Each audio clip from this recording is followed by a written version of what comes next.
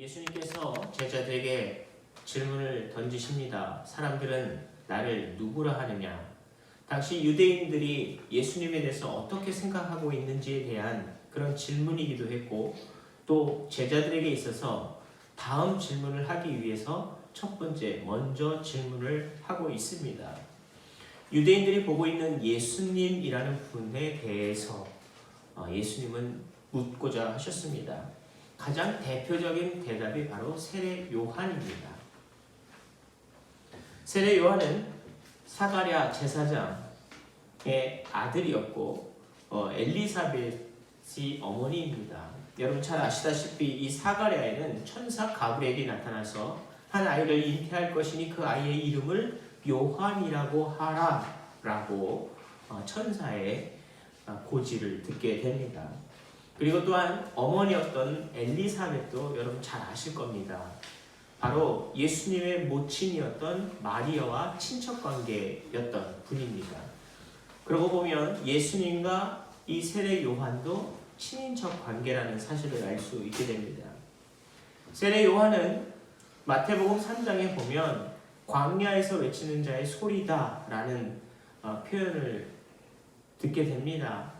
신학교에서 신학생들에게 가르치는 가장 귀한 가르침 중에 하나는 우리들은, 신학생들은, 목회자는 광야에서 외치는 자의 소리가 되어라 라고 배웁니다.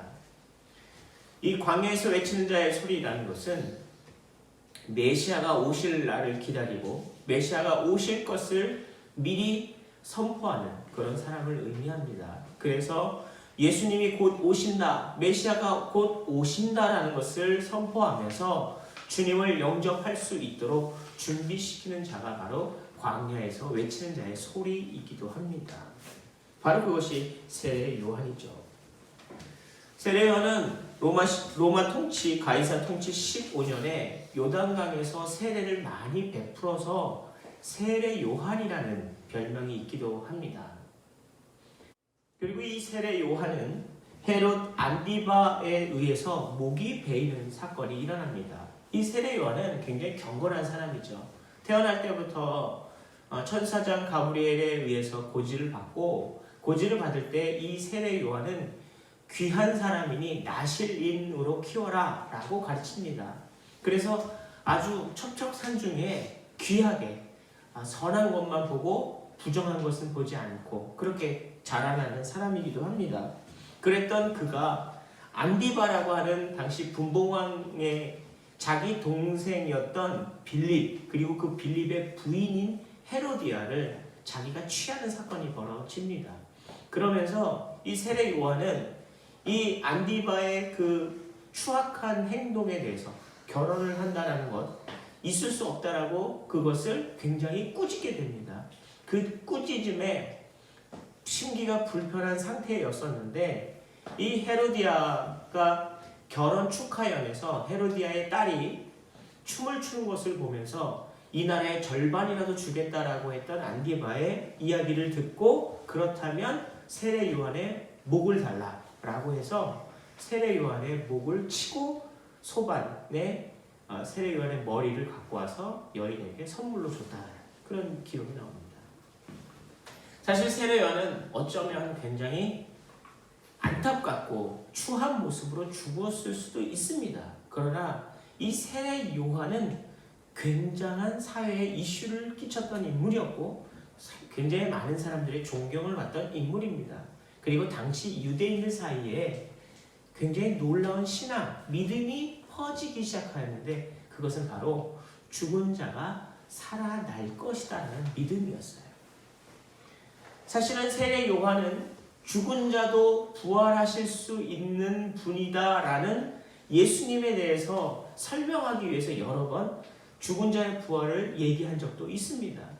그랬는데 사람들은 이 세례 요한이 목을 베임 당해서 죽었으나 그가 다시 부활해서 살아나서 사람들에게 나타났을 것이다 라고 해서 유대인들의 대다수 사람들은 예수님을 죽었다가 부활한 세례 요한이다 라고 말하는 사람들이 많이 있었다는 거예요.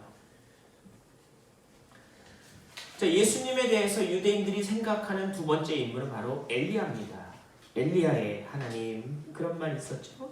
이 엘리야는 어떤 사람이냐면 구약 시대의 선지자 중에 한 사람입니다. 이름은 엘리야. 그는 여호와의 힘, 여호와는 나의 힘이시오 라는 뜻을 갖고 있는 이름입니다.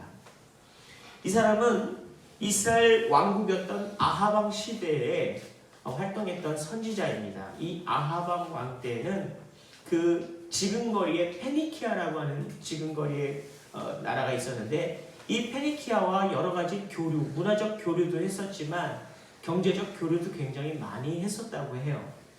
근데 이 페니키아와 교류를 좀 더 두껍게 하기 위해서 페니키아 여자와 결혼하게 되는데, 이 페니키아 여자가 바로 이세벨입니다. 근데 이 이세벨과 결혼하면서 페니키아의 우상도 같이 들어오는데 바로 바알 신이 들어옵니다. 이 바알 신이 바로 이 엘리야 선지자가 싸움을 하게 되어지죠. 이 엘리야 선지자가 이방 여자와 결혼하는 것도 잘못됐다. 그리고 이방 여자가 옴으로 인해서 바알 신도 우상 신앙도 들어온 것에 대해서 심각하게 잘못되었다라는 이야기를 끊임없이 해요. 그래서 결국에는 이 엘리야 선지자는 이방 여자와 결혼하기 때문에 수해 동안 비가 오지 않을 것이다 라고 예언을 하기도 합니다. 결국엔 아합 왕이 이세벨과 결혼한 이후부터 몇 년 동안 한 번도 비가 오지 않는 일이 현실로 나타나게 되죠. 그래서 너무나 놀라워서 아합 왕은 수소문 끝에 이 엘리야 선지자를 찾아옵니다. 그리고 이 엘리야 선지자와 대결을 하게 되죠. 갈멜산에서 대결을 하게 되는데, 그렇지 않아도 이 엘리야 선지자가 마음에 안 들었던 이세벨이었기 때문에 이 이세벨 왕비는 자기가 데리고 왔던 예언자, 바알신의 예언자인 350명을 데리고 와서 갈멜산에서 소위 말하는 맞짱 대결을 합니다.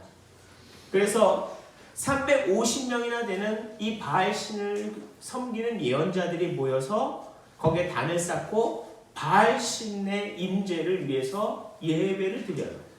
근데 아무도 어떠한 반응도 일어나지가 않습니다. 그런데 이 엘리야는 혼자였잖아요. 이 엘리야는 혼자였지만 거기에 무수히 많은 이 장면을 바라보고 있던 이스라엘 백성들 앞에서 이 엘리야는 조금도 두려움 없이 당당하게 혼자서 단을 쌓고 그곳에서 여호와 하나님이시여 라고 기도하기 시작합니다. 그랬더니 그가 쌓았던 단 위에 있던 재물을 불길이 와서 하나님의 임재를 보게 되죠. 그래서 이 엘리야 선지자가 보시오, 진정한 신은 여호와 하나님밖에 없습니다 라고 선언을 합니다. 그리고 많은 그곳에 모여있던 이스라엘 사람들에게 외쳐 그 바알신을 섬겼던 350명의 예언자들을 모두 현장에서 몰살시키게 됩니다. 그 이후로 갈멜산에서 이 자기를 죽이려고 하는 이세벨 왕비를 피해서 도망다니게도 됩니다. 여러 번의 죽을 고비를 넘겼지만 엘리야 선지자는 결코 죽음의 위협 속에서도 죽지 않고 결국 살아났고, 마지막 그의 제자였던 엘리사 선지자와 함께 이곳저곳을 다니다가 어느 날 불병거와 불말이 나타나며 두 사람을 싹 갈라놓는 그 사이에 회오리 바람이 일어서 엘리야는 죽지 않고 하늘로 승천하게 됩니다. 근데 성경 말씀에 말라기서 4장에 보면 보라, 여호와의 크고 두려운 날에 이르기 전에 내가 선지자 엘리야를 보내리니 라는 말씀이 있습니다. 이 말씀을 기억할 때 유대인들은 예수님이 바로 그 엘리야 선지자가 다시 나타난 이다 라고 사람들은 알고 있었습니다. 그러나 예수님은 바로 이 엘리야 선지자가 아니라 세례 요한이 그 엘리야다라는 이야기를 성경에서 하게 됩니다. 그렇다면 사람들이 알고 있는 엘리야다라고 말하는 것은 잘못됐다라고 말씀을 하신 거죠. 자, 유대인들이 예수님에 대해서 인지하고 있는 세 번째는 바로 선지자입니다. 선지자, 구약 선지자 중에 아마 하나가 아니었을까라고 사람들은 수군수군댑니다. 그리고 같은 본문이 병행 구절이 있었던 마태복음에서는 이 선지자 중에 예레미야 선지자일 것이다 라고 이야기를 표현하기도 합니다. 예레미야는 유다 나라가 굉장히 죄악이 많았을 때 유다가 멸망할 것이다 라고 예언했던 선지자였습니다. 결국 유다는 멸망을 하죠. 그런 예언을 했었던 이 예레미야 선지자였기 때문에 이 유다의 죄 많음을 끊임없이 얘기해야 했고, 죄 많은 유다는 끊임없이 회개해라 라고 외침의 소리를 들었습니다. 그런데 예수님이 바로 이스라엘의 죄악을 끊임없이 외쳤기 때문에 아마도 예수님이 환생한 예레미야 선지자가 아닐까라고 사람들은 이야기하는 것을 보게 됩니다. 자, 그렇다면 이제 예수님은 제자들에게 다시 한번 이야기를 합니다. 바로 이 두 번째 질문이죠. 너희는 나를 누구라 하느냐?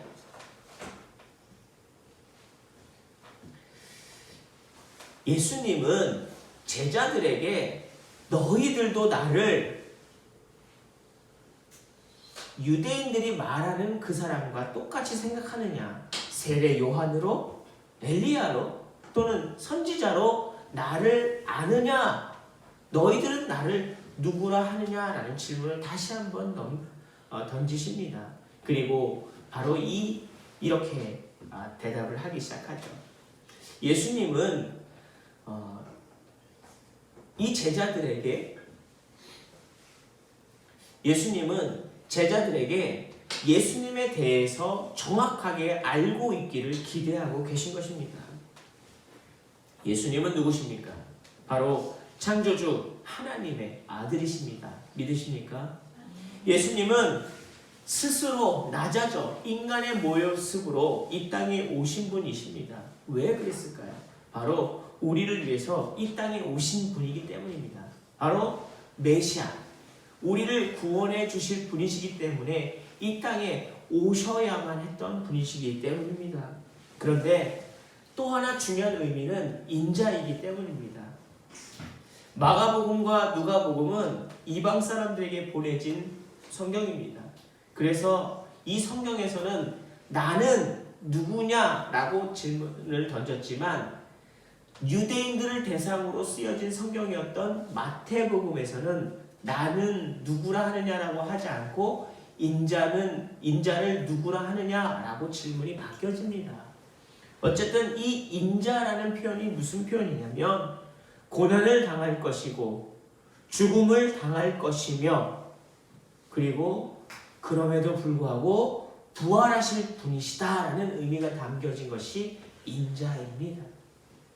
결국 고난을 받고 죽임까지 당하는 고난의 주님이시다라는 의미에서의 인자라는 것이 바로 담겨져 있습니다. 당시에 유대인들은 로마의 식민 통치를 받고 있었던 상황이었습니다. 그래서 사실은 군사 쿠데타를 일으켜서 예수라는 분이 우리를 해방시켜 주셨으면 좋겠다라고 생각했던 것 같습니다. 세례 요한은 그의 가르침을 통해서 많은 사람들을 변화시켰고 많은 사람들을 주님 앞에 돌아오게 했습니다. 그리고 심지어는 나라의 왕이 잘못된 것을 지적하였고 그 지적에 있어서 반전, 대개혁을 일으키려 했던 모습도 보여지기도 했었습니다. 심지어 엘리야 선지자도 왕이 잘못한 것에 대해서 반기를 들었고 지적하여서 비가 오지 않을 것이다 라는 예언도 했던 사람입니다. 예레미야 선지자도 유다가 멸망할 것이다, 이 모양 이 꼴로 가면 멸망할 것이다 라고 예언했던 사람입니다. 모든 사람들이 나라의 잘못된 것을 지적하였고 또 그것에 대해서 두려움을 갖지 않고 나라를 변화시키기 위한 그런 새로운 돌파구로 나타났던 존재였다면 예수님도 이 나라가 심각한 어려움 속에 있는 이 나라가 로마의 식민 세력을 몰아내고 자주독립을 이뤄내는 그런 군사 쿠데타를 일으키실 실질적인 왕이 될 것이다 라는 기대를 하고 있었던 모양입니다. 그래서 당시 유대인들은 예수님을 따랐죠. 죽은 사람도 살렸고 병든 자도 고쳤고 아픈 사람도 씻은 듯이 말로도 또 옷깃만 스쳐도 그 모든 병들이 나을 수 있는 그런 엄청난 능력의 소유자라면 우리를 로마의 정치에서 통치 아래서 해방시켜 주실 분이다라는 사실을 믿었기 때문입니다. 그런데 주님이 본인 스스로는 군사 쿠데타를 일으키려는 의지가 없음을 이야기하셨고, 그리고 그는 스스로 고난을 당하시고 죽임까지 당하신다라는 이야기를 하십니다. 왜 그랬을까요? 왜? 그는 선민이었던 이스라엘 사람들 뿐만이 아니라 세상의 모든 인류를 구원하실 주님이시기 때문입니다.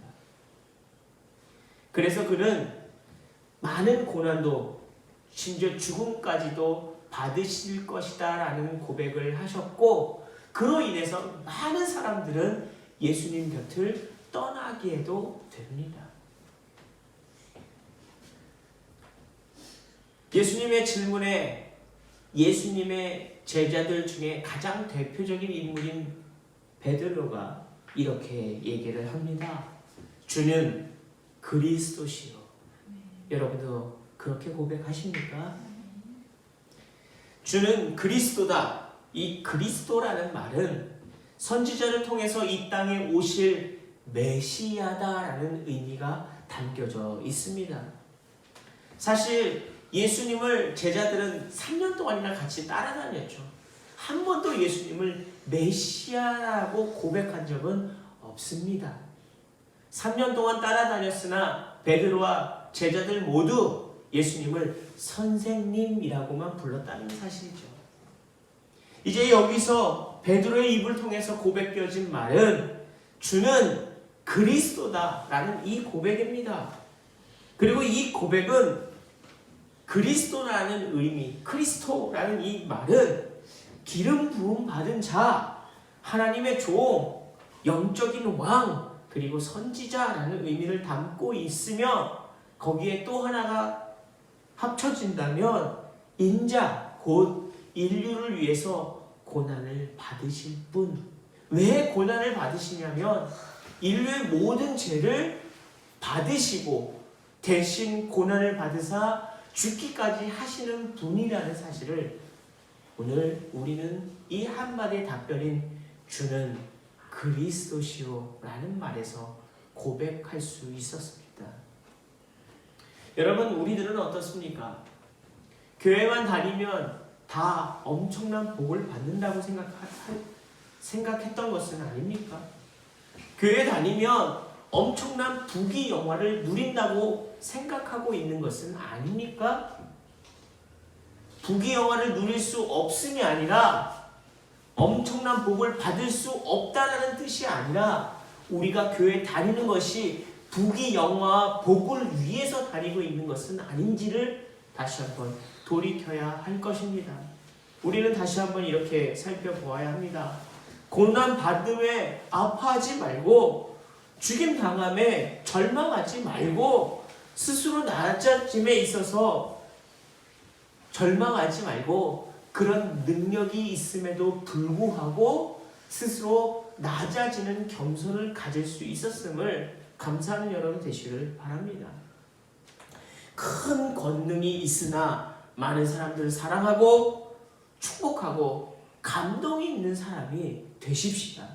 주님이 그렇게 하셨고 많은 능력을 갖추었으나 한두 사람이 아니라 온 인류를 사랑하기 위해서 이 땅에 오신 것처럼 우리도 큰 능력을 갖고 있으나 자랑하지 않고 큰 고통을 당하나 절망하지 않으며 항상 희망을 갖고 소망을 품고 감사를 품고 당당하게 큰 능력 가지고 있음을 감사함으로 인하여 여러분을 통해서 큰 능력을 실현하는 여러분이 되시기를 축복합니다. 주님이 우리의 삶 속에 개입하고 계시고 주님이 우리를 인도하고 계신다면 우리들은 큰 은혜와 감동을 누리는 사람들입니다. 여러분을 통해서 주의 능력이 발현되는 축복의 열매들이 되시기를 축복합니다. 기도하겠습니다.